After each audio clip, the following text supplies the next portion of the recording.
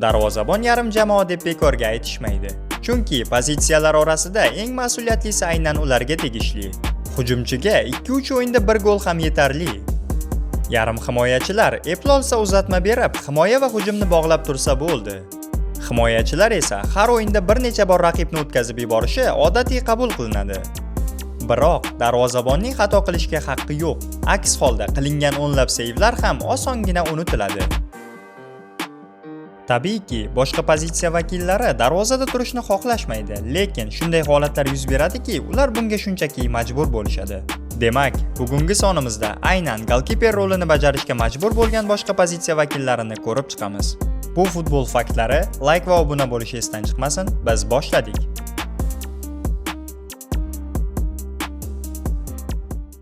Dasturimizni juda yaqin tarixda bo'lib o'tgan shunday holat bilan boshlaymiz. Ishonchim komilki, 2 yil oldingi voqeani hali unutib yubormagansiz. 2023-yilning 7-oktyabrida A seriyaning 8-turi doirasida Genoa o'z uyida Milanni qabul qiladi.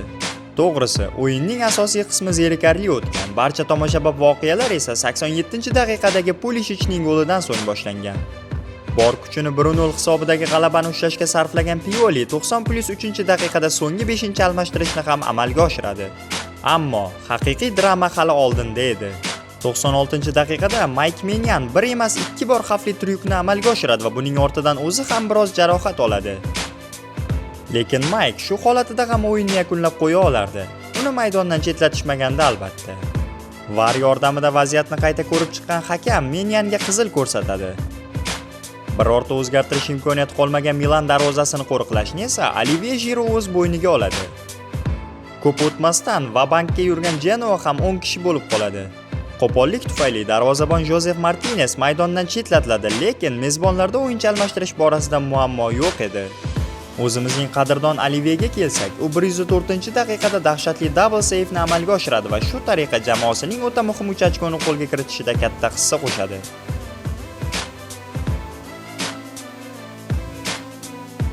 Shundan so'ng Milan o'z rasmiy do'konida Giroudning ismi tushirilgan maxsus darvozabon libosidan ham sotuvga chiqara boshlagandi.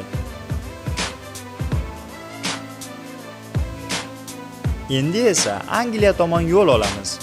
2008-yil Angliya Kubogi chorak finalida Manchester United Portsmouthni qabul qiladi. O'yinning birinchi taymida 0-0 hisobi qayd etiladi. Tanaffusda esa jamoaning asosiy darvozaboni Edwin van der Sar o'zida noqulaylik his qilgani sababli uning o'rniga Tomash Kushek maydonga tushiriladi. 76-daqiqaga kelib, mehmonlar hujumchisi Milan Barosh penalti ishlaydi va hakam ayni shu payt Tomashni maydondan chetlatadi. G'alaba uchun borini tikib qo'ygan Sir Alex allaqachon 3 o'zgartirishni ham amalga oshirib bo'lgandi. Ha aytgancha, yosh avlod uchun eslatib o'tamiz, karantindan oldin faqatgina 3 dona almashtirishga ruxsat berilardi. Shunday qilib, bo'sh qolgan darvozani qo'riqlashni Rio Ferdinand o'z bo'yniga oladi. Penalti esa o'yin kulminatsiyasi edi. Shunda afsonaviy Rio bor imkoniyatini ishga soladi, zarba yo'nalishini topadi va uni bartaraf eta olmaydi. Salli Muntari zarbaga yaxshigina kuch qo'shgandi. O'yin davomida o'nlab golli vaziyatlardan foydalana olmagan United shu tariqa minimal hisobda mag'lubiyatga uchraydi. Portsmouth esa o'sha yili barchani mag'lub etib Angliya Kubogiga ega chiqqan.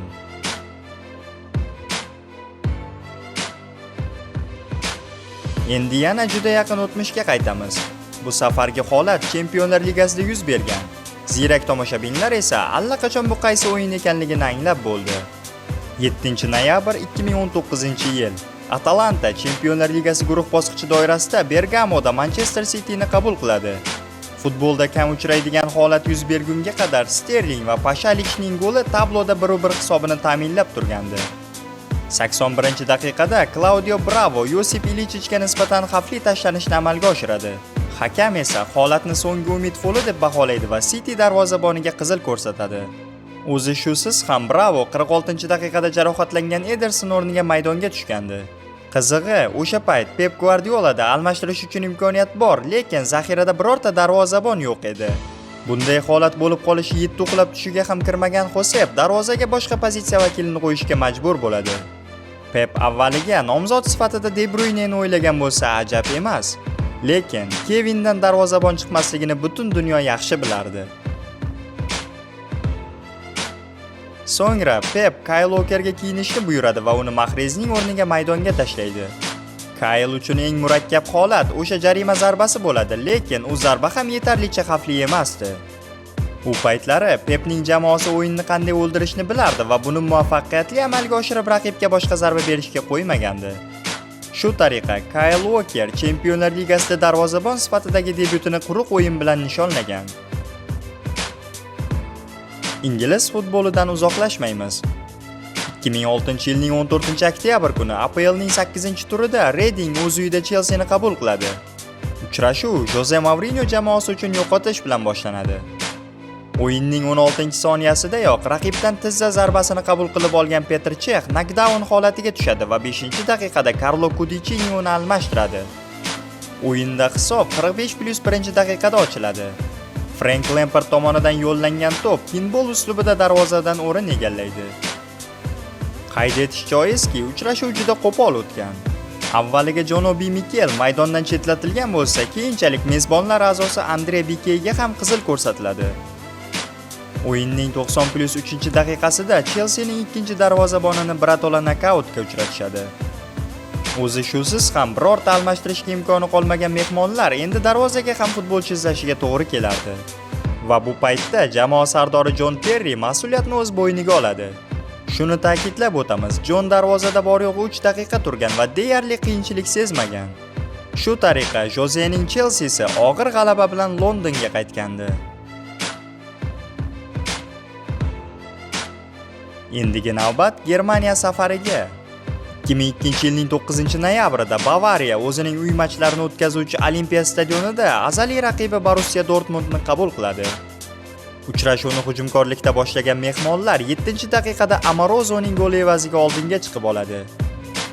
40-daqiqaga kelib esa Torsten Frings ikkinchi sariq ortidan jamoasini bir kishi kam qoldiradi va to'liq ustunlik Bavariya tomonga o'tib ketadi.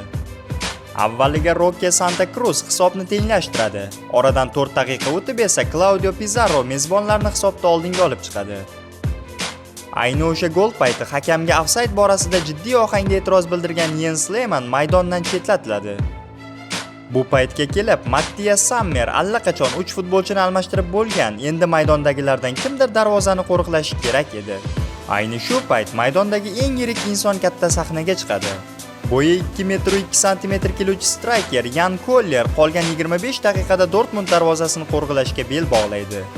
Yoshligida bunday yirik tana tuzilishi tufayli ancha payt darvozabon bo'lib o'ynagan Jan o'sha kuni o'z postini ajoyib tarzda qo'riqlaydi va bir nechta muhim seyvlarni amalga oshiradi. Lekin maydonda 2 kishi kam bo'lib qolgan Dortmund vaziyatni o'nglay olmaydi va Bavariya Der Klassikerni o'z hisobiga yozib qo'yadi. Jan Kollerdan esa quruq o'yin.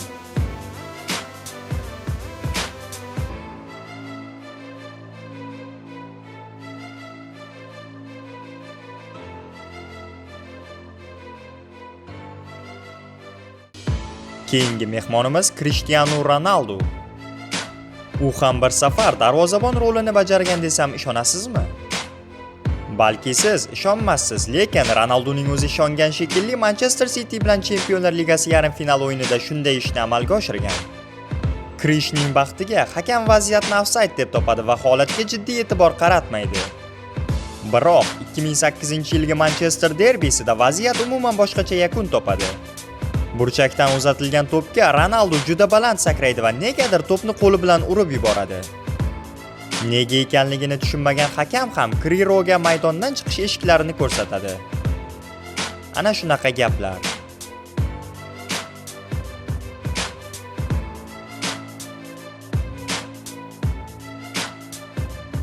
Endi esa biroz uzoq o'tmishga safar uyushtiramiz. Qiziq, bunday eski davrlarni yodga olishimiz uchun futbolchining ismi nima bo'lishi kerak? Adashmadingiz, bu o'yinchining ismi Pele. Edson Arantes do Nascimento uzoq yillik faoliyati davomida juda ko'p marta darvozabon rolida o'ynagan. Ularning 4tasi haqida esa aniq ma'lumotlar bor. Bular 1959-yil Komersialga qarshi, 1964-yil Gremio, 1969-yil Botafogo bilan va 1973-yil Baltimore Base klubi bilan o'yinda. Bunga nima sabab bo'lgan? bir nechta taxminlar bor. Aytishlaricha, o'sha paytlarda darvozabon jarohat olsa yoki maydondan chetlatilsa, uning o'rniga maydondagi boshqa bir futbolchi darvozani qo'riqlashga majbur bo'lgan. Sababi, hali u paytlar o'yinchi almashtirish futbolga kiritilmagan bo'lgan. Yana bir sababi, Pele har qanday pozitsiyada o'ynashga qodir mukammal futbolchi ekanligi bilan tanilgan. Bir marotaba u bolalikda asosan darvozabon bo'lgani haqida gapirgandi. Yana bir sabab deb Pelening darvozabon pozitsiyasini o'ta hurmat qilishi va darvoza oldida yordam kerak bo'lsa hamisha tayyor ekanligini bildirishni yoqtirgani aytiladi. Xullas, futbolning hozirgidek dunyoga mashhur bo'lishida otaning hissasi katta.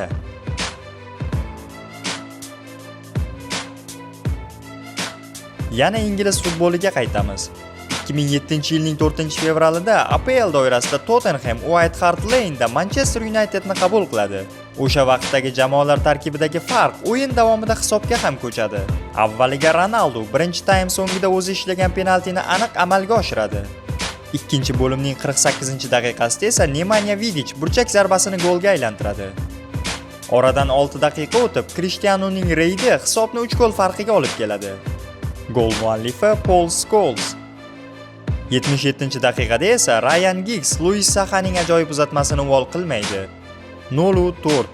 Shundan so'ng hechda o'xshamayotgan Tottenham hujumlarining birida Robbie Keane Edwin van der Sarni knockdown holatiga tushiradi.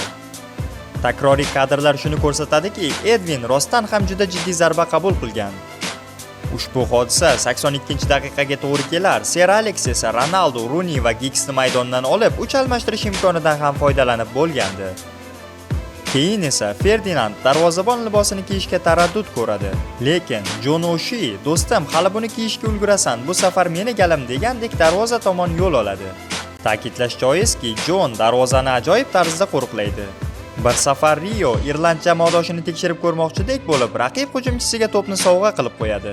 Ammo Jon birga bir vaziyatda jamoasini qutqaradi va o'sha kun gol o'tkazmoqchi emasligini bildiradi.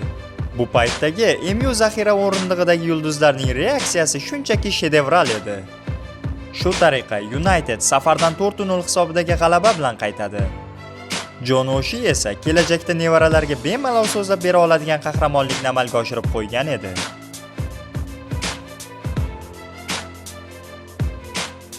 Fransiya futbolidan ham bir misol keltirib o'taylik. 2018-yilning 7-fevralida Liga 2 vakili Sochaux Fransiya Kubogi doirasida Paris Saint-Germainni qabul qiladi. O'yin boshidanoq hujumga yopirilgan parijliklar Di Mariyaning goli evaziga birinchi daqiqadayoq hisobni ochishadi. Keyin esa quyi divizion vakili bo'lishiga qaramasdan Sochaux bir nechta vaziyatlarga ega bo'ladi hamda Martin 13-daqiqada hisobni tenglashtiradi. So'ngra El Matador ushbu taymda yana bir bor PSJni oldinga olib chiqadi. Ikkinchi bo'limda esa Angel Di Maria 4 daqiqa ichida yana 2 gol urib o'yin taqdirini butkul hal etadi. Shu tariqa tinchgina yakuniga yetayotgan bahsning 90-daqiqasida Kevin Trapp qovun tushiradi. Raqibning golli vaziyatini yo'qqa chiqargan darvozabonga qizil ko'rsatiladi. Uning pozitsiyasiga o'yinchi tushirish uchun Unai Emery'da almashtirish imkoni ham qolmagandi. Keyin esa qariya Dani Alves mas'uliyatni o'z bo'yniga oladi. Lekin vaqtning juda kamligi sababli braziliyalik himoyachi deyarli qiyinchilik sezmaydi. Shunday qilib, Dani darvozada ham o'ynagan futbolchi bo'lib tarixga kirgandi. Bu ro'yxatda bo'lishini siz kutmagan yana bir futbolchi Luis Suarez. Bir safar hali yosh va navqiron El Pistolero darvozabonning vazifasini a'lo darajada bajargandi. Biroq muammo shundaki, u payt Muslera hali ham maydonda edi. Ha, bu o'sha mashhur o'yin. 2010-yilgi mundial chorak finalida Urugvay va Gana to'qnash keladi hamda asosiy vaqt 1-1 hisobidagi durang bilan yakunlanadi. Ekstra taymlar tugash vaqti 120-daqiqada Gana juda jiddiy hujum amalga oshiradi hamda penalti ishlab oladi. Avvaliga Suarez oyoqlari bilan seyf qiladi, keyin esa ichki golkiperlik hissiyoti uyg'onadi va bezbetlarcha to'pni qo'li bilan qaytaradi. Keyingi voqealar esa sizga ma'lum. Luis ko'z yoshlar bilan maydondan chiqib ketadi. Ganaliklar yetakchisi Asamoah Gyan esa negadir to'sinni poylagisi kelib qoladi. Shu tariqa penaltilar seriyasigacha cho'zilgan o'yin Urugvayning g'alabasi bilan yakunlanadi. O'shandan beri Luis Suarez Ganada millat dushmani sifatida ko'riladi va Suarez so'zi Gana lug'atiga bexosiyat degan ma'no bilan kiritilgan. Luisning o'zidan bu holat haqida so'rashganlarida u shunday javob qilgandi: Men bu vaziyat borasida uzr so'ramayman, chunki men qizil orqali jazoimni olganman, ularga esa penalti berildi. Ularning penaltini ura olmagani o'zlarining aybi, meniki emas. Ana shunaqa gaplar.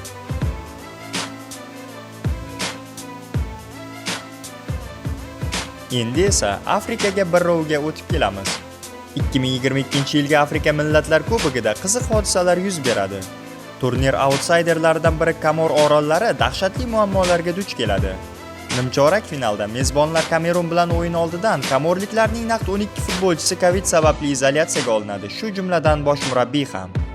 Eng yomoni, tarkibdagi 3 darvozabon ham virus bilan kasallangandi. O'yinga amallab bir jamoani yig'ib kelgan komorliklar darvozasini qanot himoyachisi Shakar Al-Xatqur qo'riqlashni o'z zimmasiga oladi. Lekin bu bilan muammolar tugamas edi.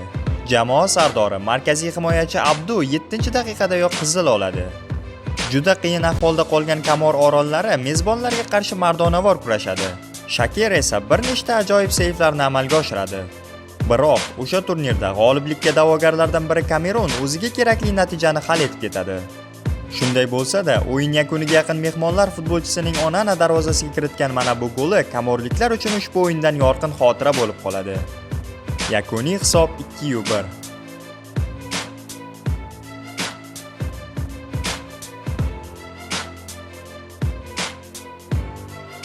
Xuddi o'sha turnirning guruh bosqichida ham maydon futbolchisining darvozada turishiga majbur bo'lishi yuz bergandi.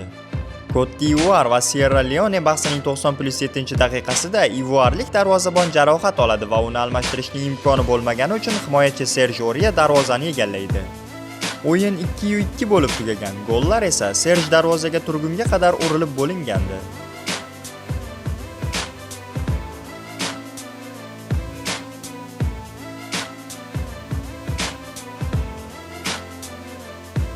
Dasturimiz so'ngiga olib qo'ygan holat barchasidan qiziqroq edi.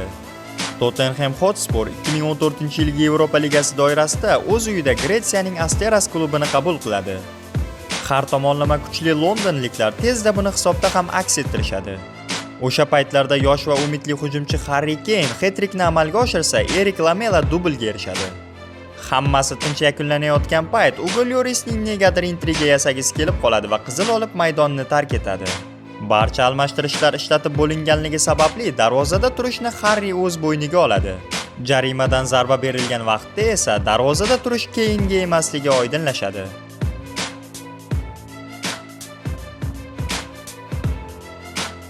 Shu tariqa Harry o'yinni 3-1 bilan tugatadi. Ha aytgancha, Erik Lamelaning ajoyib rabonasi aynan o'sha bahsda kiritilgan.